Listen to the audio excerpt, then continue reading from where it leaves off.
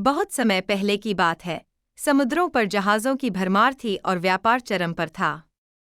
उसी समय एक नाम समुद्र में खौफ का पर्याय बन गया, काला शेर, एक कुख्यात जहाज़ लुटेरा।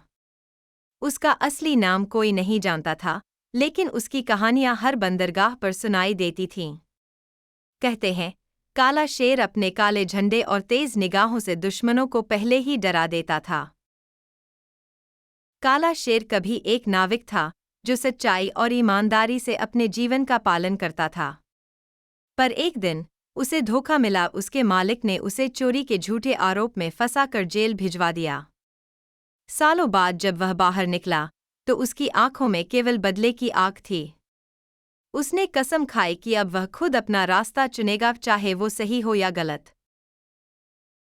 उसने कुछ बागी नाविकों को साथ लिया और एक पुराना जहाज चुराकर उसे युद्ध के लिए तैयार किया। उसके जहाज का नाम भी उसने काली आंधी रखा। जल्द ही उसने समुद्र में अपना डर बैठा दिया। वह अमीर व्यापारियों के जहाज लूटता, लेकिन मज़ेदार बात यह थी कि वह गरीब मछुआरों को कभी नुकसान नहीं पहुंचाता। यहाँ तक कि कई बार वह गरीबों को लूटे गए खजाने से हिस्सा भी दे देता था। इस कारण बहुत से लोग उसे एक समुद्री रॉबिनहुड कहने लगे।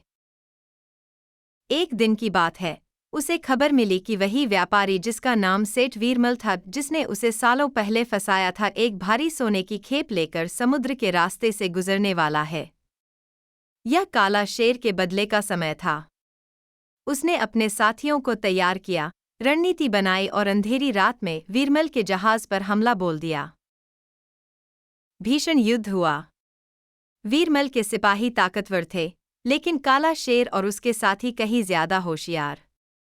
अंत में काला शेर ने वीरमल को पकड़ लिया। जब वह तलवार उठाकर उसे मारने वाला था तो उसकी माँ की कही एक बात उसे याद आई, बदला लेने से कभी शांति नहीं मिलती, बेटा। उसने वीरमल को छोड़ दिया, लेकिन उसका सारा खजाना छीन लिया और आसपास के गांवों में बांट दिया। उस दिन से उसने लूटना बंद कर दिया और एक गुप्त द्वीप पर अपने साथियों के साथ रहने लगा। लोग कहते हैं कि वह आज भी वही है, एक बूढ़ा पर दिल से शांत। काला शेर की कहानी हमें यह सिखाती है कि कभी-कभी हालात इंसान को गलत राह पर ले जाते हैं, लेकिन अंत में सही रास्ता चुनना ही सच्चा साहस होता है।